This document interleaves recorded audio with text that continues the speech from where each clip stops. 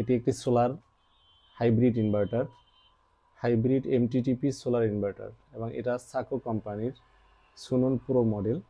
আমি মডেলটি গত 1 বছর 1 মাস আগে কিনেছিলাম। এটা হলো আমার মানে ক্রয়ের কাগজ।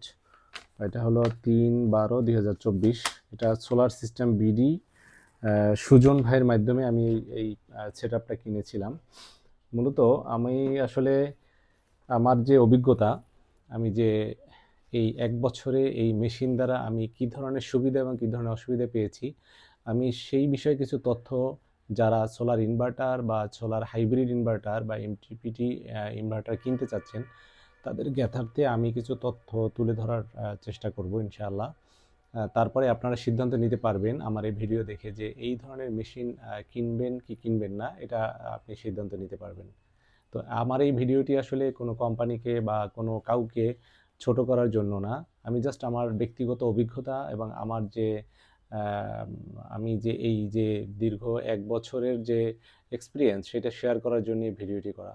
তো ভিডিওটি দেখতে থাকুন, তাহলে বুঝতে পারবেন যে আপনার আসলে এই ধরনের মেশিন কেনা উচিত কি উচিত না।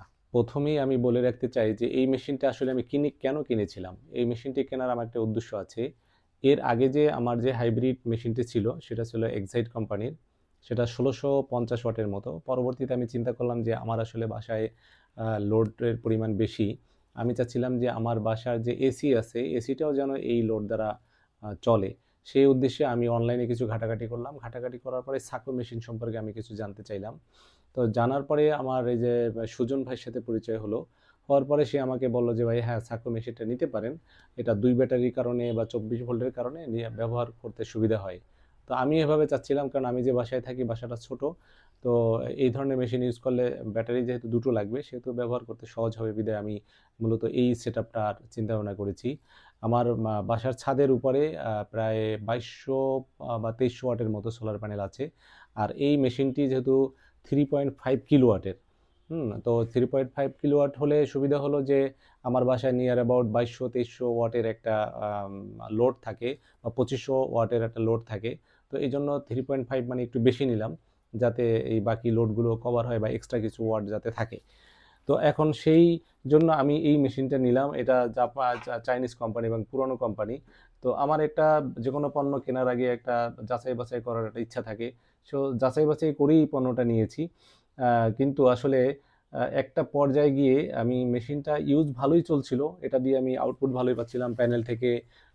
আপনার যে হাইব্রিড বা এমপিপিটি যে আপনার যে সিস্টেম সুবিধাগুলো সবগুলোই পাচ্ছিলাম। তো হঠাৎ করে একদিন হলো কি যে আমার যে প্রথম যে সমস্যার মুখোমুখি হয়েছি, হঠাৎ করে একদিন রাত্র ৩টার সময় মেশিনে ইরর সিগন্যাল দিচ্ছে। তো ইরর সিগন্যাল দিলে সাধারণত আমি ভাবছি যে হয়তো ব্যাটারি ভোল্টেজ বা ব্যাটারির চার্জ কমে গিয়েছে, এই জন্য হয়তো ইরর সিগন্যাল দিচ্ছে।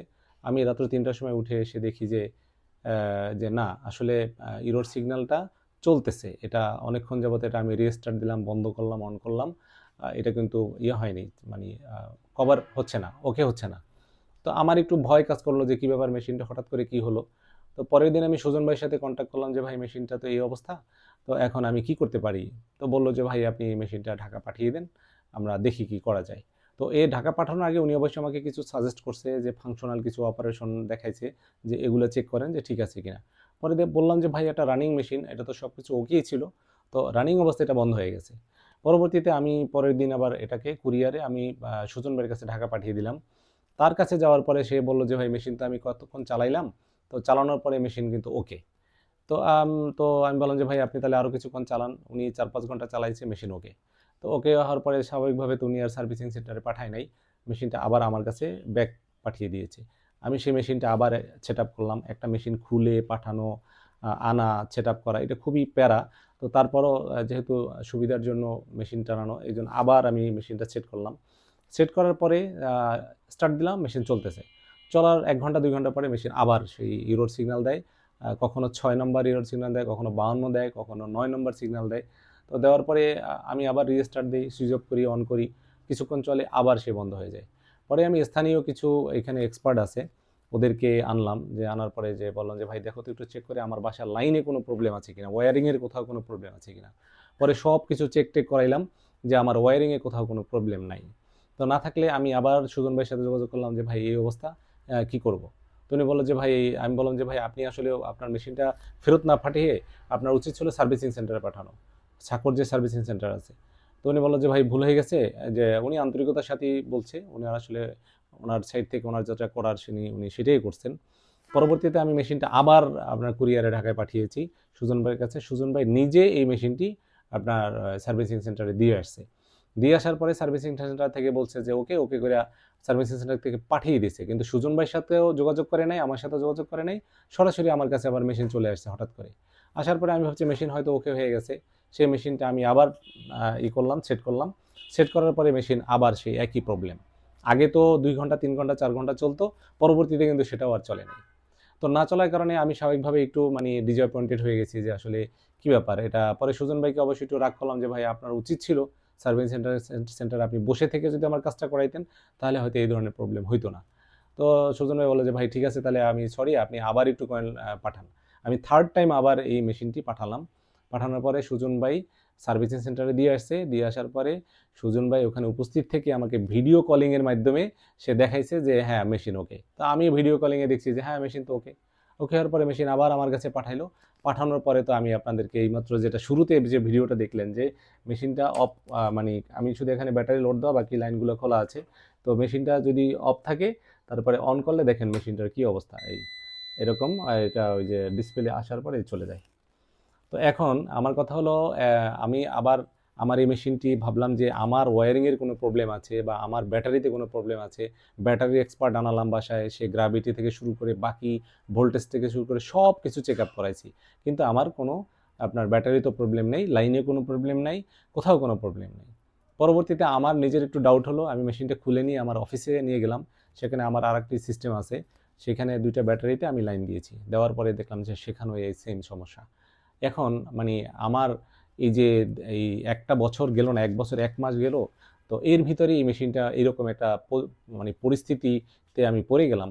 তো এখন আসলে এই ধরনের মেশিন এত টাকা দিয়ে, তখন আমি 45,000 টাকা দিয়ে মেশিনটা নিয়েছি। তো এখন হয়তো দাম কমছে, 36,000 টাকার মতো দাম কমেছে। এখন এই যে সাকো, এই যে সুনন প্রো, এই যে 3.5 কিলোওয়াটের যে মেশিনটি, আসলে আমি নিয়ে যে যে একটা এই যে 1 বছর যেতে না যেতে যে পরিবেশ পরিস্থিতির শিকার হলাম, এটা আসলে খুবই কি ভাষায় আমি প্রকাশ করব আসলে বুঝতেছি না। আর এখন আমার এই অভিজ্ঞতা আমি শেয়ার করলাম আপনাদের সাথে এই অর্থে যে আপনারা এখন সিদ্ধান্ত নিতে পারবেন যে আসলে এই যে আমি আসলে সাকর কোম্পানিকে আমি ব্লেম দিচ্ছি না। একটা ইলেকট্রনিক্স পণ্যে প্রবলেম হতেই পারে, তো এটা একটা স্বাভাবিক ইস্যু, বাট এটার প্রবলেমটা ফাইন্ড আউট করতে পারবে না, তাহলে তারা এখানে প্রোডাক্ট এনে বিক্রি করতেছে, আমরা এত টাকা দিয়ে প্রোডাক্টগুলো কিনছি, অথচ একটা সার্ভিসিংয়ে এসে ফাইন্ড আউট করতে পারছে না যে আসলে প্রবলেমটা কোথায়।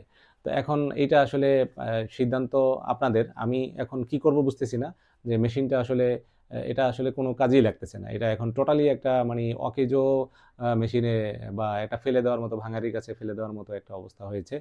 তো এখন এই হলো অবস্থা। আমি আসলে আপনাদের সাথে এইটাই শেয়ার করতে চাচ্ছিলাম যে এই মেশিনটা আসলে নেওয়া উচিত কি উচিত না, এটা আসলে আপনারা ডিসাইড করবেন বা আপনারা নিজেরা সিদ্ধান্ত নেবেন। আমি বলছি না যে সাকো সব মেশিনই খারাপ বা সাকো কোম্পানি খারাপ, এটা কোনো কিছুই না।